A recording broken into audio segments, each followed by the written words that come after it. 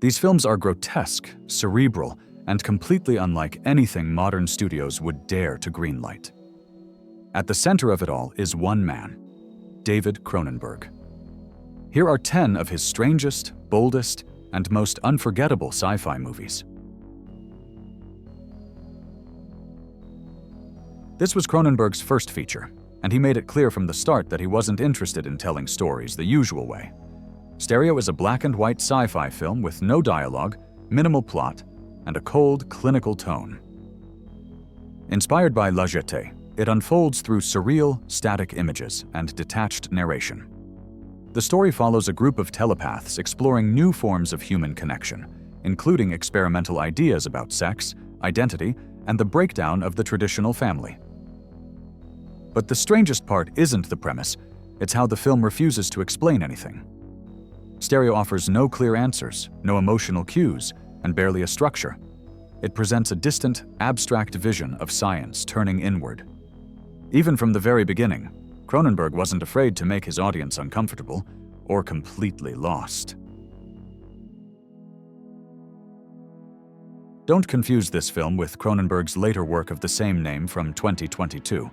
This Crimes of the Future is his second experimental feature, made a year after Stereo and continuing in the same stark, surreal style. A failed experiment has wiped out the population of pubescent human females, leaving the remaining men to navigate the consequences. But Cronenberg isn't interested in global collapse. He focuses instead on the psychosexual fallout. Tripod, a dermatologist at the institute where the catastrophe began, wanders through a defeminized world. Rather than search for answers or solutions, he becomes increasingly absorbed in strange desires, drawn to feet, underwear, and obscure rituals. The narration offers fragments of explanation, but the film remains cold, clinical, and deliberately opaque. Also released under the title The Parasite Murders, Shivers was Cronenberg's first commercial feature, and the film that solidified his obsession with disease, desire, and body horror. The story centers on a scientist, Dr. Emil Hobbs, who develops a parasite meant to liberate people from society's moral constraints. Instead, it turns them into violent, sex-crazed carriers, infecting others through physical contact. The outbreak begins inside a sterile, modern apartment complex, a concrete box of ugly 70s decor that only amplifies the sense of unease. As the parasite spreads from tenant to tenant, inhibitions collapse and order breaks down. A lone doctor tries to resist the infection, but it quickly becomes clear there's no stopping it. Cronenberg's focus is less on shock and more on psychological terror, the fear of infection, transformation, and losing control over your own body. At first glance, The Brood looks like a grounded psychological drama. But this is Cronenberg, so naturally, it turns into something else entirely. Set in an experimental clinic where patients are encouraged to externalize their emotions, the story follows a woman named Nora, undergoing a radical new form of treatment. Then come the strange murders, disturbing figures, and a reveal so unsettling, it reframes everything you've seen. Cronenberg plays with structure and tone in a way that keeps the audience off balance. He withholds just enough to make every twist feel dreamlike, jarring, and deeply strange. Released in 1983, before most people had even heard the term virtual reality, Videodrome imagined a world where media doesn't just influence minds, it rewires reality itself. The story follows Max Wren, a sleazy TV executive on the hunt for the next big shock. What he finds is a mysterious broadcast signal that begins to distort his grip on what's real and what isn't. Cronenberg blends body horror with media theory in ways that feel even more relevant today than they did back then. Screens, violence, addiction, control. It's all here. The visuals are iconic, but it's the film's cold, prophetic tone that stays with you. 40 years later, it doesn't feel like a relic. It feels like a warning. This might be Cronenberg at his most unsettling. On the surface, Dead Ringers seems almost restrained, a cold, clinical drama about two identical twin doctors. But that surface doesn't last long. Jeremy Irons plays both brothers, brilliant gynecologists who share everything, including their patients. When emotional attachment disrupts their delicate balance, things begin to unravel. Slowly at first, then completely.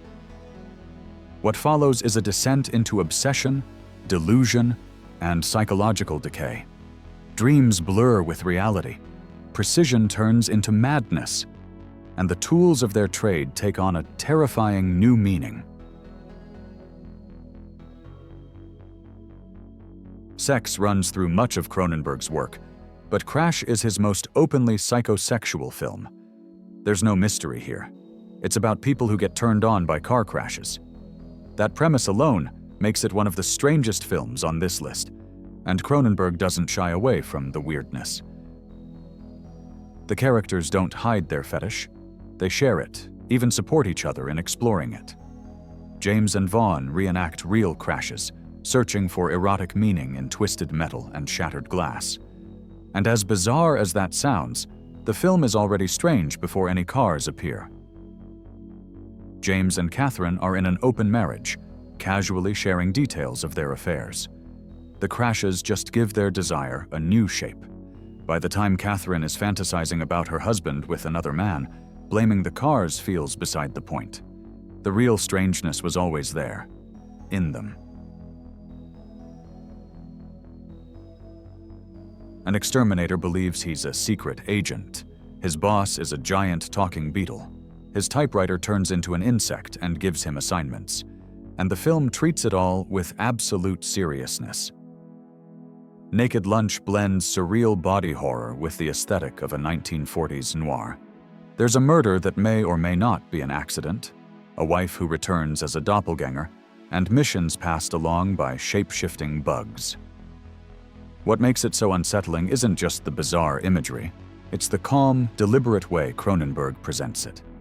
No winks, no irony, just a cold, hallucinatory descent into paranoia. And perhaps the most unbelievable thing? That a studio actually said yes to all of it. eXistenZ was released the same year as The Matrix, but instead of stylized action, Cronenberg offers layered confusion. The story follows Allegra Geller, a game designer testing a new virtual reality system, and her bodyguard, Pikel.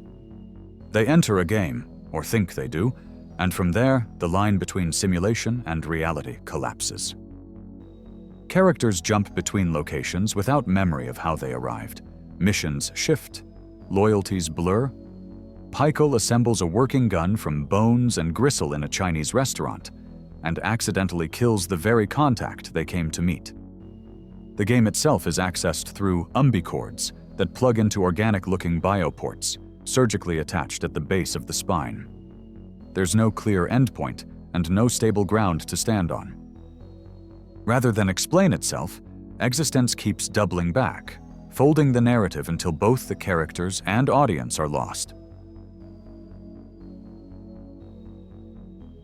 Spider and its main character open the door to endless, strange possibilities. The story follows Dennis Clegg as he digs through his own memories, where anything he recalls can carry weight without needing clear explanation. The film doesn't lean into full abstraction, but there are plenty of moments that make the viewer question how much of what they see makes sense. Dennis returns to his childhood and remembers his mother's death. At first, it seems straightforward, until the woman his father had an affair with appears in the role of his mother. In the present, Dennis begins confusing his landlady with that same woman. And by the end, the landlady is replaced not by the mistress, but by his actual mother.